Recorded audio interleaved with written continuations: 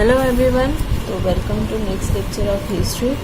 तो जैसे कि हमने लास्ट लेक्चर में पढ़ा था तो कैसे हमारे दिल्ली पे जो पृथ्वीराज चौहान है उनको हरा के गौरी जो है वो अपने स्लेब गौरी तो राज करने के लिए जिंदा नहीं रहते हैं, तो उनका स्लेब जो है वो राज्य शुरू करते हैं और उनसे दिल्ली सल्तनत की शुरुआत होती है। और दिल्ली में सबसे पहली डायनेस्टी होती है स्लेब डायनेस्टी, ठीक है। और उसके बाद हमने देखा था कि कैसे स्लेब डायनेस्टी खत्म होती है और उसके बाद एक नई डायनेस्टी आती है जिसका नाम है खिलजी डायनेस्टी। तो खिलजी डायनेस्टी को अगर हम थोड़ा सा रिवीजन दें तो उसमें हमने देखा था कि जलालुद्दीन खिलजी हैं जो कि बलबन के बेटे को मार के राजा बन रहे हैं, और जलालुद्दीन खिलजी जो है उनको उन्हीं के सन इन लॉ अलाउद्दीन खिलजी मरवा देते हैं। और अलाउद्दीन खिलजी जो है ये एक ऐसे राजा थे जिन्होंने साउथ को कॉन्क्वेयर किया था। इससे पहले कोई भी राजा ने साउथ की तरफ नहीं देखा था, बट ये एक राजा थे जिन्होंने साउथ को भी कॉन्क्वेयर किया था। चित्तौड़ जीता था, बहुत सारे आर्किटेक्चर मॉन्यूमेंट बनवाए इन्होंने, 2 डिपार्टमेंट शुरू किए इन्होंने, जिनमें से एक था दीवाने रियासत जो कि मार्केट कंट्रोल डिपार्टमेंट था, और दूसरा दीवाने मुस्तखरा जो कि टैक्स कलेक्शन का डिपार्टमेंट था। इन्होंने परमानेंट आर्मी रखना शुरू कर दी, उससे पहले नहीं होती थी कि इनके पास आर्मी, उनको इन्होंने सैलरी देना शुरू कर दिया, परमानेंट आर्मी। उसके बाद इन्होंने दाग और हुलिया शुरू किया, ठीक है। उसके बाद इन्होंने इक्ता सिस्टम डिस्ट्रॉय कर दिया, इक्ता सिस्टम खत्म कर दिया। बहुत सारे मॉन्यूमेंट बनाए जिसमें से फेमस जो है वो अली दरवाज़ा है जो कि कुतुब मीनार को जाने के लिए दरवाज़ा है, ठीक है। अब इस डायनेस्टी के लास्ट किंग होते हैं मुबारक खिलजी। उसके बाद हमारी दिल्ली सल्तनत में एक नई डायनेस्टी आती है जिसका नाम है तुगलक डायनेस्टी।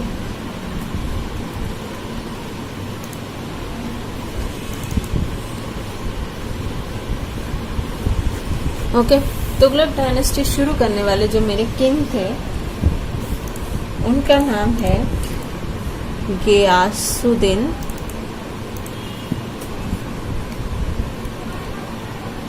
तुगलक, और इनका टाइम पीरियड जो है वो है 1320 to 1414 AD।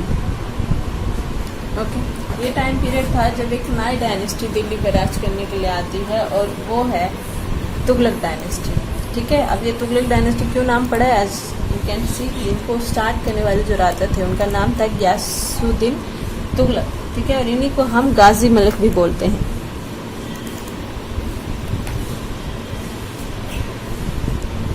तो कंफ्यूज नहीं होंगे अगर कभी ये आ जाए। अब इनके बारे में एक कहानी फेमस है कि इनका उस टाइम के एक सूफी संत होते थे जिनका नाम था निजामुद्दीन औलिया। उनके साथ इनका 36 का आंकड़ा था, मतलब बहुत बोल सकते हैं एक तरह से के जाने दुश्मन माने जाते हैं। इनके उनके साथ जमती नहीं थी, तो लेकिन वो एक सूफी संत थे। तो एक बार क्या हुआ कि गियासुद्दीन तुगलक जो है वो अपने एनिमी को मारने के लिए जा रहे थे। तो जो हमारे निजामुद्दीन औलिया हैं वो एक भविष्यवाणी करते हैं कि दिल्ली अभी दूर है। बेसिकली क्या था कि ये अपने एनिमी को हरा कर वापस दिल्ली की तरफ आ रहे थे। तो निजामुद्दीन औलिया जो है उस टाइम एक फेमस उनके वर्ड्स हैं कि हुनूस दिल्ली, मीनिंग दिल्ली अभी दूर है, जो कि फेमस डायलॉग है आजकल। तो ये निजामुद्दीन औलिया जी ने बोला था, ये इन्होंने उनके लिए बोला था। और बेसिकली हुआ क्या कि गियासुद्दीन तुगलक जब आ रहे थे तो इनके बीच में ही डेथ हो जाती है, ठीक है। अब गियासुद्दीन तुगलक जो है उन्होंने क्या क्या किया था बेसिकली अपने जीवन में, मतलब जब वो राज कर रहे थे तो इन्होंने अपनी जो एक तो सिटी जो कि दिल्ली थी पहले जिससे राज करते थे दिल्ली सल्तनत, उससे हटा के ये तुगलकाबाद ली, ठीक है। और इन्होंने लैंड रेवेन्यू रिड्यूस कर दिया, ठीक है।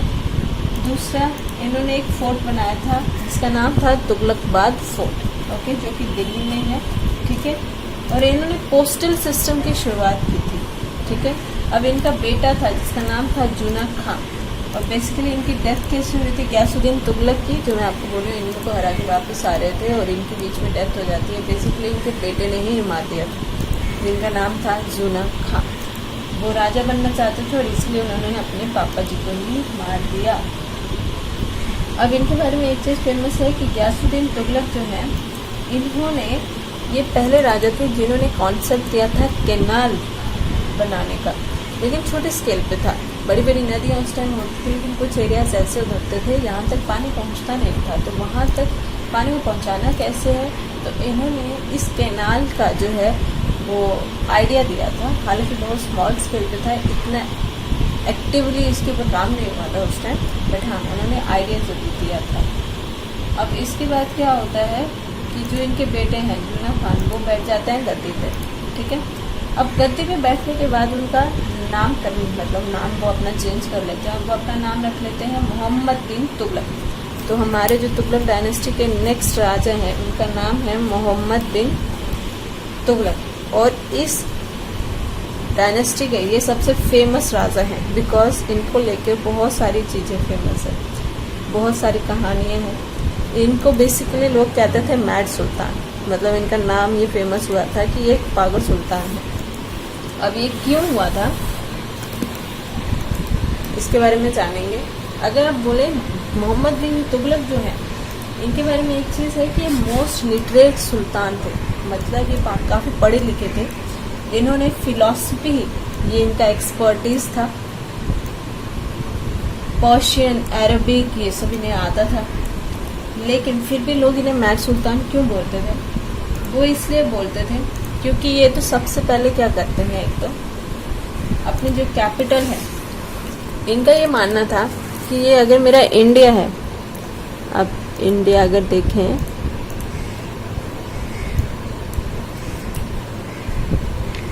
ठीक है, यहाँ पे महाराष्ट्र में एक राज्य है जिस जगह का नाम है दौलताबाद, ठीक है।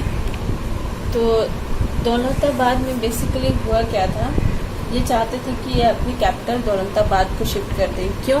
क्योंकि जब ये दौलताबाद जाएंगे तो ये नॉर्थ इंडिया को भी देख सकते हैं, साउथ इंडिया को भी देख सकते हैं, और इनको ऐसा लगता था कि इससे एक बेटर जो है वो एडमिनिस्ट्रेशन चला पाएंगे। क्योंकि दिल्ली में रह के आप दिल्ली के एरिया को, नॉर्थ इंडिया को तो देख पा रहे थे, लेकिन साउथ इंडिया की तरफ आपकी अप्रोच उतनी ज़्यादा नहीं थी। तो इन्होंने अपनी कैपिटल एक तो शिफ्ट कर दी दौलताबाद को। अब हुआ क्या, जिस साल इन्होंने अपनी कैपिटल शिफ्ट की दौलताबाद को, उसी साल क्या हुआ, वहाँ पे सूखा पड़ गया। मीनिंग ये पूरी की पूरी अपनी प्रजा, हर किसी को लेके दौलताबाद पहुँचते हैं और उस हाल वहाँ पे सूखा पड़ जाता है, ठीक है। और ये बात हुई थी 1326, ठीक है। ये 1326 से लेकर 27 तक ये होता है कि ये सूखा पड़ जाता है। तो ऑब्वियसली प्रजा ये बोलने लग जाती है कि ये राजा जो है वो पागल हो गए हैं। इतनी अच्छी जगह थी, वहाँ पे हरी भरी सारी चीज़ें थी, नहर थी, गंगा बाँस बहती थी, तो वहाँ पे खनिज जो हमारे खाने की चीज़ें उनकी कमी नहीं थी। लेकिन जब वो दौलताबाद आते हैं तो यहाँ पे सूखा पड़ जाता है, सभी गरीबी की वजह से परेशान होने लग जाते हैं, तो इन्हें अपना एक्शन वापस लेना पड़ता है और इन्हें वापस दिल्ली की तरफ जाना पड़ता है, ठीक है। उसके बाद इन्होंने एक और नई पॉलिसी लेके आते हैं। ये क्या करते हैं, ये कहते हैं कि मेरा सिल्वर कॉइन जो है वो मेरे कॉपर कॉइन के इक्वल है। ये कुछ इस तरीके की पॉलिसी ले आते हैं। अब इसमें क्या होता है, ये पॉलिसी लेके आते हैं 1329 से 30 के बीच में। इस पॉलिसी में क्या बोलता है, जैसे मैंने आपको पहले बताया था कि हमारे एक राजा थे जिन्होंने 2 तरीके के कॉइन इशू किए थे, रिमेम्बर? वो कौन कौन से कॉइन थे? एक सिल्वर कॉइन था और एक कॉपर कॉइन था, जिसमें से हम सिल्वर कॉइन को बोलते थे टका और कॉपर कॉइन को बोलते थे जीतल। और ये किसने शुरू किया था? ये शुरू किया था इल्तुतमिश ने। तो उस टाइम 2 तरीके के कॉइन चलते थे हमारे, सिल्वर एंड कॉपर। और ये जो आते हैं मोहम्मद बिन तुगलक, ये बोलते हैं कि दोनों की वैल्यू ही इक्वल है। अब इससे हुआ क्या, लोगों ने अच्छा खासा करप्शन किया। मतलब आप मान लीजिए, ये तो वो बात होगी, आप गोल्ड को सिल्वर के इक्वल कर रहे हैं, तो जो चीज़ मेरी गोल्ड की वैल्यू की है वो मेरे को सिल्वर के भाव पे मिल रही है, ठीक है। तो ये कुछ ऐसा हो गया, लोगों ने अच्छे से कॉपर के सिक्के छापते गए, और जो सिल्वर से चीज़ें हमें मिलती थी उस टाइम, सिल्वर या सिक्का देखी जो कॉस्ट से मिलती थी चीज़, वही अब हमें कॉपर से मिल रही है। तो मेरे एक तरह से मेटल की वैल्यू ही खत्म हो गई और उसकी वजह से इनका मार्केट डाउन हो गया। तो प्रजा फिर परेशान हो गई। उन्होंने कहा पहले तो सूखा, दौलताबाद कैपिटल शिफ्ट कर रहे थे, वो भी इनका कॉन्सेप्ट गलत हो गया। अब ये दूसरा एक सिस्टम लेके आए हैं, उससे भी मार्केट लॉस में जा रहा है, तो वो भी इनकी पॉलिसी फेल हो गई। उसके बाद इन्होंने एक रीजन है जिसके दोनों तरफ, अब मैं बताऊं, एक होता है दोआब रीजन। दोआब रीजन वो होता है जो दो रिवर्स के बीच में होता है रीजन, ठीक है। और यहाँ पे ये माना जाता है कि खाना जो खेती है वो बहुत अच्छी होती है। तो उस टाइम जो टैक्स कलेक्शन का बेसिक जो हमारा पैरामीटर था कि किसके ऊपर टैक्स कलेक्ट किया जाता था, वो कलेक्ट किया जाता था इन्हीं चीज़ों के ऊपर कि खेती कहाँ पे ज़्यादा अच्छी हो रही है, जहाँ पे ज़्यादा अनाज अच्छा होगा वहाँ पे टैक्स ज़्यादा लिया जाएगा, क्योंकि वो कोई तो उस टाइम सोर्स होता नहीं था इतना बेसिक इनकम का, ठीक है। तो हुआ क्या, ये सोच एक पॉलिसी लेके आते हैं कि जो भी दोआब रीजन है उन पे ये टैक्स इंक्रीज कर देंगे, ठीक है। ये जब आता है, बट जैसे ये टैक्स लगाते हैं उसी साल होता क्या है कि इन रीजन्स में फ्लड आ जाता है। फ्लड आने की वजह से यहाँ का सारे जो भी खेती मानी जाती थी कि बहुत अच्छी होगी, टैक्स अच्छा कलेक्ट करेंगे, उसी साल फ्लड आ गए, जिसकी वजह से वो अनाज, वो खेती सारी बर्बाद हो गई। तो ऑब्वियसली अब प्रजा टैक्स नहीं दे पाएगी यहाँ की, तो इनकी ये पॉलिसी भी फेल हो जाती है। तो अब देख रहे हैं एक के बाद एक इनकी पॉलिसीज फेल होती जा रही हैं। प्रजा का जो विश्वास है वो कहाँ से आएगा इन राजा पे, ठीक है। तो वो प्रजा ने इन्हें मैड किंग बोलना ही शुरू कर दिया कि मतलब जो भी करेंगे वो उल्टा ही होगा। इस बात की तो गारंटी है कि किस्मत ही खराब है हमारे राजा की, तो ठीक है। अब लेकिन इन्होंने एक चीज जो है, कुछ चीजें अच्छी की थी जो एक्चुअली वर्कआउट की इनके लिए। उसमें से सबसे पहला जो है, इन्होंने कॉन्सेप्ट लाया था दीवाने कोही। और ये मतलब है कि ये क्या करते थे, दीवाने कोही जस्ट लाइक जैसे आज हमारे फार्मर्स को लोन दिया जाता है बैंक की तरफ से, तो इन्होंने ये डिपार्टमेंट शुरू किया था कि किसी फार्मर को लोन चाहिए तो वो यहाँ से ले सकता है, ठीक है। और इसके ऊपर वो इंटरेस्ट लेते थे। और ये इनकी एक चीज थी जो कि सक्सेस हुई थी, क्योंकि ऑब्वियसली आप तो देख रहे हैं यहाँ पे फ्लड आया, यहाँ के फार्मर्स को भी लोन चाहिए था, यहाँ पे ड्रॉट पड़ गया था तो यहाँ के लोगों को भी वो चाहिए। तो एक तरह से ये इनका जो है काफी सक्सेसफुल रहा। तो एक ये पॉलिसी थी जो काफी इनकी सक्सेसफुल रही, ठीक है। उसके बाद ये क्या करते हैं, एक अब पर्सनालिटी है, एक बंदे हैं फेमस जिनका नाम है इब्न बतूता, ठीक है। अगर मैं इनके बारे में बात करूं, ये इसी टाइम इंडिया आते हैं 1333 में, जिस टाइम मोहम्मद बिन तुगलक का राज चल रहा होता है। ये इब्न बतूता जो है बेसिकली थे मोरक्को के, और मोरक्को कहाँ है, अफ्रीका। अब देखिए मैंने मोरक्को अफ्रीका बोला है। अब इसके बाद आपका फर्स्ट काम क्या क्या होना चाहिए, लेक्चर खत्म होने के बाद आप वर्ल्ड मैप पे जाएं, वहां पे देखें मोरक्को बेसिकली है कहाँ पे, किस कंट्री में आता है, ठीक है। इससे क्या होगा, आपकी विजुअलाइजेशन बढ़ेगी, ठीक है। क्योंकि मोरक्को, इससे क्या होगा, आपको वर्ल्ड ज्योग्राफी जो है वो याद होना शुरू हो जाएगी। अब देखिए इब्न बतूता जो है वो मोरक्को से आते हैं, और ये वहाँ के चीफ काजी होते हैं, चीफ काजी, ये मोरक्को से आते हैं, ये दिल्ली आते हैं। तो मोहम्मद बिन तुगलक क्या करते हैं, इनको अपना चीफ काजी बना लेते हैं, और साथ ही साथ चाइना का एम्बेसडर भी बना देते हैं। जैसे आज हमारे होते हैं कंट्रीज के एम्बेसडर हमने बनाया ताकि हमारा फॉरेन रिलेशनशिप जो है वो अच्छा रहे। तो उसी तरीके से इन्होंने भी चाइना का जो डिप्लोमेटिक इनका एम्बेसडर है वो इनको बना दिया, ठीक है। अब इब्न बतूता जो है वो एक ऐसे पर्सन थे जो कि जगह जगह घूमते रहते थे, मतलब वो एक जगह ज्यादा देर नहीं रुकते थे। ऐसा माना जाता है कि इब्न बतूता ने उसी टाइम 1333 में ही ऑलमोस्ट 40 कंट्री इन्होंने घूम ली थी, और उस टाइम इतना कोई ट्रांसपोर्ट अच्छा नहीं था, बट स्टिल इन्होंने 40 कंट्री घूम ली थी। तो ये इस तरह की पर्सनैलिटी थे जो एक जगह से दूसरी जगह ट्रैवल करते रहते थे। तो जब ये दिल्ली आते हैं, इब्न बतूता को भाई हमारे जो सुल्तान है मोहम्मद बिन तुगलक, वो इन्हें चीफ काजी बनाते हैं और साथ ही साथ चाइना का एम्बेसडर बना देते हैं। और इसी टाइम इब्न बतूता जो है वो क्या करते हैं, एक बुक लिखते हैं जिसका नाम होता है किताब उल रिहाल। ठीक है। और जो इब्न बतूता है उन्हें इस्लाम का काफ़ी अच्छा नॉलेज होता है, ठीक है, इसी वजह से उन्हें चीफ काजी बनाया होता है। और ये जो बुक लिखते हैं किताबुल रिहाल, एक बुक लिखते हैं और ये दिल्ली में 5 साल के लिए रहते हैं। जैसे मैंने आपको बोला ये किसी भी एक जगह पे ज़्यादा देर नहीं रहते थे, वो इसलिए क्योंकि इनको ट्रैवलिंग का शौक था, ये एक जगह से दूसरी जगह ट्रैवल करते रहते थे, ठीक है। तो अब ये इन्होंने एक बुक लिखी थी इंडिया में उस टाइम। अब ये क्वेश्चन आ जाता है कि किताबुल रिहाल किसने लिखी है, तो आपको ये पता होना चाहिए ये किसने लिखी है। अब एक और चीज़ जो है मोहम्मद बिन तुगलक ने अपने टाइम पीरियड में की थी, जो कि एक तरह से बोल सकते हैं कि शुरुआत की थी। इन्होंने सती प्रथा के खिलाफ जो है वो आवाज़ उठाई थी, मतलब इन्होंने कोशिश किया था कि सती प्रथा को रोका जाए। लेकिन ऑब्वियसली आपको पता है कि जैसे वो उस टाइम इतनी काम नहीं की, सती प्रथा आके जब अंग्रेजों के टाइम जो है तब खत्म हुई है, ठीक है। लेकिन हाँ, उसका आइडिया जो है वो इन्होंने दिया था, इन्होंने कोशिश की थी कि सती प्रथा के ऊपर हम काम करें, ठीक है।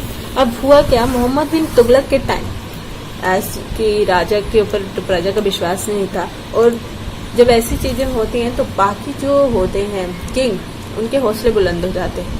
तो इनके टाइम काफी विद्रोह हुए इंडिया में।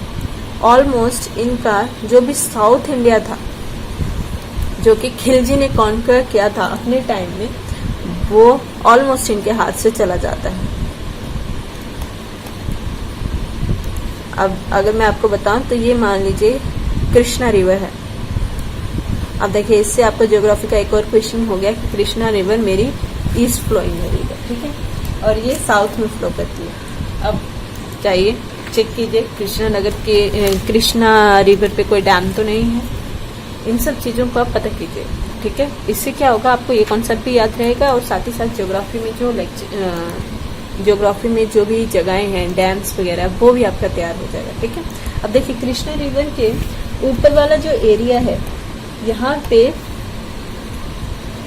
बहमनी किंगडम आ जाता है, मतलब वही विद्रोह जो होता है उसके बाद ये विद्रोह राजा जी जो हैं वो ख़त्म नहीं कर पाते हैं और ये एरिया अपना लूज कर देते हैं, और यहाँ पे एक नई किंगडम की शुरुआत होती है जो कि है बहमनी किंगडम। और इसको करने वाले कौन थे विद्रोह, ये लोग 2 लोग थे, एक बंदे थे जिनका नाम है हसन गंगू, और हसन गंगू को हम बोलते हैं, और अलाउद्दीन हसन।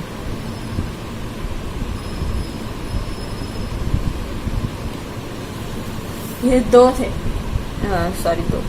एक इंसान थे जिन्होंने विद्रोह किया था, ठीक है। अब जो नीचे वाला एरिया है, यहाँ पे विद्रोह करने वाले मेरे थे हरिहर एंड बुक्का। ये विद्रोह करते हैं और इनका विद्रोह भी सफल हो जाता है, और इसके बाद यहाँ पे एक नया एम्पायर आता है जिसका नाम है विजयनगर एम्पायर, जो कि काफ़ी फेमस एम्पायर है, जिन्होंने काफ़ी बड़े बड़े राजा इंडिया को दिए हैं, ठीक है। तो बेसिकली क्या हुआ, ये रिवॉल्ट जो है वो 1936 के अराउंड हुआ था, और ये 1347 के अराउंड ये रिवॉल्ट होते हैं, और साउथ इंडिया जो है वो हमारे दिल्ली सल्तनत से फिर अलग हो जाता है, ठीक है। अब इसके बाद आता है कि हमारे मोहम्मद बिन तुगलक जो है वो रिवॉल्ट को ख़त्म करने में तो सक्सेसफुल नहीं हो पाते, और इनका जो है डेथ हो जाती है 1351 एडी में। मोहम्मद बिन तुगलक की अब डेथ हो चुकी है, ठीक है। अब इसके बाद जो राजा आते हैं वो आते हैं फिरोज शाह तुगलक। ये जो हैं ये मोहम्मद बिन तुगलक के कज़न होते हैं, ठीक है। अब ये हमारे नेक्स्ट राजा बनते हैं, कौन, फिरोज शाह तुगलक, ठीक है। ये कज़न होते हैं जोना खान के, और ये हमारी दिल्ली सल्तनत पे राज करते हैं 1351 से लेकर 1388 एडी तक, ठीक है। अब ये क्या करते हैं, देखिए कॉन्सेप्ट जो है वो तो देके चले जाते थे यासुद्दीन तुगलक कैनाल का, लेकिन उस पर एक्चुअल वर्क जो है वो फिरोज शाह तुगलक करते हैं। ये इरिगेशन कैनाल बनाते हैं, जिसे ये उस टाइम बोला जाता था हके शराब, और ये कैनाल बनाते हैं, और कैनाल को जो भी यूज करता है उसके लिए ये टैक्स वसूला करते थे। जो कि टैक्स कलेक्शन, और ये इनकी काफ़ी नीति जो है ये सक्सेसफुल रही, ठीक है। और ये पहले बंदे थे जिन्होंने जजिया जो है टैक्स, जो कि आपको पता है नॉन मुस्लिम से कलेक्ट किया जाता था, इन्होंने ब्राह्मण्स के ऊपर अप्लाई कर दिया। इससे पहले ब्राह्मण्स के ऊपर ये टैक्स नहीं था, लेकिन इन्होंने ये टैक्स ब्राह्मण्स पे भी अप्लाई कर दिया, ठीक है। उसके बाद इन्होंने कुतुब मीनार जो है उस टाइम तक थोड़ा उसकी कंस्ट्रक्शन जो है वो डिस्ट्रॉय होने लगी थी, तो इन्होंने उसको फिर से रिपेयर करवाया था, रीबिल्ड कराया था, ठीक है।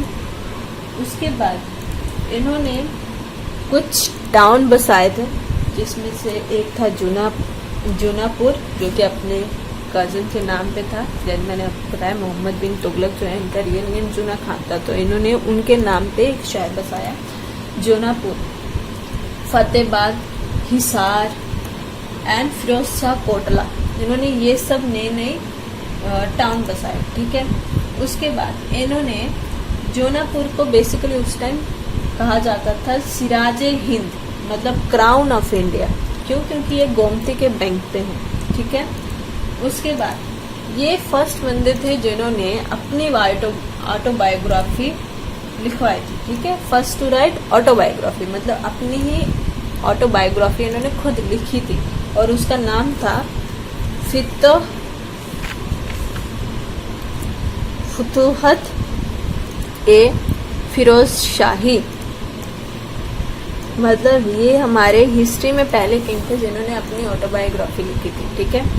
बाकी सबके बारे में तो हमें किसी और बुक से पता चलता है, लेकिन जो फिरोज शाह हैं इनकी ऑटोबायोग्राफी जो हमारे पास अवेलेबल है, ये सब हमें उनसे पता चलता है, ठीक है। और उसके बाद ये ऐसे थे जिन्होंने संस्कृत का जितना भी वर्क था इंडिया में अवेलेबल उस टाइम, उसको पर्शिया में कन्वर्ट करना शुरू कर दिया था, ठीक है। जैसे कि अशोका के इंस्क्रिप्शन, अशोका राजा बहुत पहले होते थे, वो हम एशियंट हिस्ट्री में पढ़ेंगे। तो अशोका के जितने भी इंस्क्रिप्शन हैं इन्होंने उन्हें पर्शिया में ट्राई करने की कोशिश की कि उनको भी कन्वर्ट कर दिया जाए, बट ये उस टाइम सक्सेसफुल नहीं हो पाए थे। एक अशोका के इंस्क्रिप्शन थे जिनको ये कन्वर्ट नहीं कर पाए, मतलब ट्रांसलेट नहीं कर पाए एक तरीके से, और इनको ट्रांसलेट जो है वो आगे जाके मॉडर्न इंडिया में हम पॉसिबल हो पाता है जब ब्रिटिशर्स जो हैं वो उन्हें ट्रांसलेट करते हैं, ठीक है। तो इन्होंने पहले कोशिश की थी, बट ये हो पाता नहीं है इनसे। उसके बाद इन्होंने सती प्रथा जो है, सती सिस्टम, उसको भी एबॉलिश करने की कोशिश की थी। उसके बाद इन्होंने काफ़ी सारे डिपार्टमेंट हमारे शुरू किए थे। अब वो कौन कौन से डिपार्टमेंट है, तो इन्होंने डिपार्टमेंट शुरू किया दीवाने बंदागन, मतलब डिपार्टमेंट ऑफ स्लेव शुरू किया इन्होंने। उसके बाद दीवाने खैरात, मतलब डिपार्टमेंट ऑफ चैरिटी शुरू किए इन्होंने। उसके बाद है दीवाने इश्तिहाक, ये है डिपार्टमेंट ऑफ पेंशन। उसके बाद इन्होंने किया एक दफ्तरे रोजगार, मतलब इन्होंने एम्प्लॉयमेंट के लिए एक अलग से डिपार्टमेंट ही ओपन कर दिया।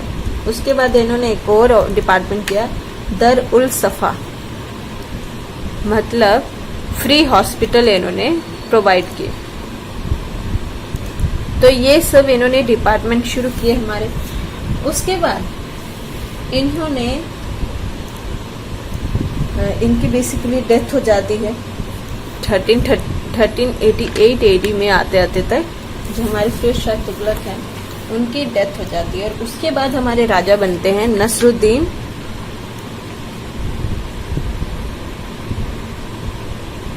महमूद, ठीक है। इनका टाइम पीरियड होता है 1395 से लेके 1413 तक, ठीक है। ये राजा बनते हैं, बट ये इतना कुछ कर नहीं पाते हैं, क्यों? क्योंकि इनके ऊपर जो है ये इतने स्ट्रांग नहीं थे, काफ़ी ज़्यादा उस टाइम विद्रोह चल रहे थे। एज आई टोल्ड यू कि साउथ इंडिया भी ऑलमोस्ट लॉस्ट कैच पे थे, तो काफ़ी ज़्यादा उस टाइम ये सब चल रहा था। तो इसके बाद एक नई हमारी डायनेस्टी आती है इनकी डेथ हो जाने के बाद, सैयद डायनेस्टी, और वो होते हैं शुरू करने वाले खिज्र खान। तो बेसिकली क्या होता है, जो सैयद डायनेस्टी न्यू डायनेस्टी है वो ही नसरुद्दीन महमूद जी को मार डालते हैं। ठीक है, इनके पीछे की कहानी क्या है कि एक्चुअली 1398 में तैमूर जो है वो अटैक करते हैं इंडिया पे, और ये क्या करते हैं, पंजाब को कैप्चर कर लेते हैं। और तैमूर जो है बेसिकली वो ईरान के किंग थे। ये अटैक करते हैं इंडिया पे, और जो हमारे नसरुद्दीन महमूद हैं ये उनसे पंजाब एरिया को बचा नहीं पाते हैं। तो एक तरीके से आप बोल सकते हैं कि साउथ इंडिया भी इनके हाथ से चला गया है, अब पंजाब रीजन भी चला गया। और जब पंजाब रीजन ये जीत लेते हैं तैमूर, तो ये अपॉइंट कर देते हैं वहाँ पे एक अपना गवर्नर जिसका नाम है खिज्र खान।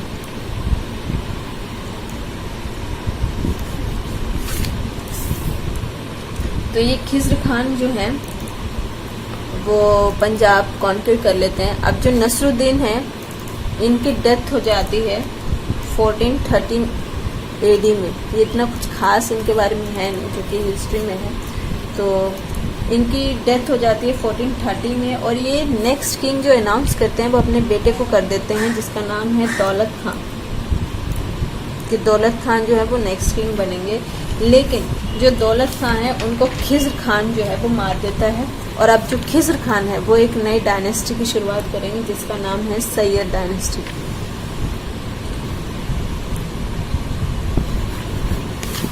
ठीक है, और सैयद डायनेस्टी की शुरुआत होती है। और सैयद डायनेस्टी भी जो है मेरी वो इतनी कुछ खास हिस्ट्री में इनका वो रोल नहीं है। जैसे हम लिखें अगर सैयद डायनेस्टी जो है मतलब इन्होंने कोई खास इस तरीके की चीज़ें नहीं की हैं जिनके ऊपर क्वेश्चन बनता है वो हिस्ट्री में। सैयद डायनेस्टी जो है वो 1414 से लेके 1451 तक रही है।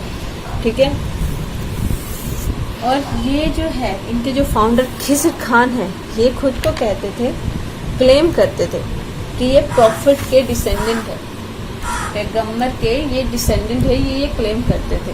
और इन्होंने सुल्तान का टाइटल नहीं लिया था, और ये अपने आप को बोलते थे रियात आला, रियाहत ए आला। ये फर्स्ट सुल्तान थे जिन्होंने सुल्तान का टाइटल भी नहीं लिया। ठीक है, और इसके बाद इनके नेक्स्ट जो राजा बनते हैं सैयद डायनेस्टी के वो बनते हैं मुबारक शाह। मुबारक शाह जो है उनका इसके बाद हमारे राजा बनते हैं मुबारक शाह। अब ये जो मुबारक शाह हैं इनके सेनापति हुआ करते थे बहलोल लोदी। ठीक है, अब मुबारक शाह जो हैं इनके आगे बेटे किंग बनते हैं जिसका नाम है अलाउद्दीन आलम शाह। लेकिन ये जो बहलोल लोदी हैं ये इनको मार के खुद किंग बन जाते हैं, और एक नई डायनेस्टी की शुरुआत हो जाती है जिसका नाम है लोदी डायनेस्टी। अब देख रहे हैं कोई ना कोई के एक दूसरे को मार के उन्हीं का राज्य जो है वो खुद कंकायर करते जा रहे हैं। ठीक है, पहले स्लेव डायनेस्टी आई तो वो भी खत्म हो गई क्योंकि खिलजी ने उनके ऊपर अटैक कर दिया। खिलजी जो हैं वो राजा बने तो उनके राजा ही इतने आगे स्ट्रांग नहीं थे कि उनकी, और बेसिकली एक बंदे आते हैं वो उनके राज को ख़त्म करते हैं और खुद बैठ जाते हैं गद्दी पे, और उनका नाम होता है ग्यासुद्दीन तुगलक। तुगलक डायनेस्टी की शुरुआत हो जाती है। उसके बाद तुगलक डायनेस्टी जब शुरू होती है करते करते उनका भी जो लास्ट किंग है उनको भी कोई मार के नया राजा बन जाते हैं, खिज्र खान आते हैं और वो बैठ जाते हैं, और एक नई डायनेस्टी की शुरुआत हो जाती है सैयद डायनेस्टी। सैयद डायनेस्टी शुरू होती है तो इसमें भी उनके सेनापति उनको मार के खुद किंग बन जाते हैं, और एक नई डायनेस्टी की शुरुआत हो जाती है लोधी डायनेस्टी। अब बेसिकली इनके ऊपर क्वेश्चन जो है एक तो ये बन जाते हैं जो फैक्ट मैंने आपको बताया जैसे इब्न बतूता है, इनके ऊपर क्वेश्चन आ जाते हैं। हमें जो मेन क्वेश्चन है वो ये ज़रूर याद रखना है कि जो भी डायनेस्टी है उसे शुरू कौन कर रहा है, ये बहुत इम्पॉर्टेंट है। जैसे खिलजी है, ये जलालुद्दीन खिलजी ने शुरू किया है। और फेमस किंग जो है वो अलाउद्दीन खिलजी रहे हैं, उनके बारे में हमें पता होना चाहिए। तुगलक डायनेस्टी है तो ये शुरू किसने किया, गयासुद्दीन तुगलक ने किया है, लेकिन इसका फेमस राजा कौन है, वो है मोहम्मद बिन तुगलक। सैयद डायनेस्टी जो है वो खिज़्र खान ने शुरू की है, लेकिन इनमें कुछ खास इतने कोई फेमस राजा नहीं थे। और उसके बाद हमारी लोधी डायनेस्टी जो है वो शुरू करने जा रहे हैं, बहलोल लोधी। ठीक है, अब इसके बारे में हम पढ़ेंगे कल कि बहलोल लोधी कौन है। और जैसे ही हमारी लोधी डायनेस्टी ख़त्म होगी तो हमारी दिल्ली सल्तनत ख़त्म हो जाएगी, और उसके बाद हमारी शुरुआत होती है मुग़ल एम्पायर्स की। अब हमारे इंडिया में मुग़ल्स आने वाले हैं। ठीक है, तो बाकी हम पढ़ेंगे अब कल। आई होप अभी तक जितनी मैंने हिस्ट्री करवाई है आप उसे रिवीजन कर रहे होंगे। कहीं पे कोई डाउट आता है टू लेट मी नो। और अगर आपको लेक्चर पसंद आ रहे हैं तो वीडियो को लाइक कर दीजिए, चैनल को सब्सक्राइब कर लीजिए और बेल आइकन को दबा लीजिए, ताकि जब भी नई कोई नोटिफिकेशन आए, नई वीडियो आए तो आपको नोटिफिकेशन आ जाए। Okay, thank you so much. पढ़ते रहिए। और मैंने जो आपको एक तरीका बताया कि visualisation, that's really important. However आप अपना भी तरीका कोई भी अपना सकते हैं, क्योंकि हमें आउटपुट से मतलब वो कैसे हुआ है, it doesn't matter at all. Okay, so see you soon. Thank you.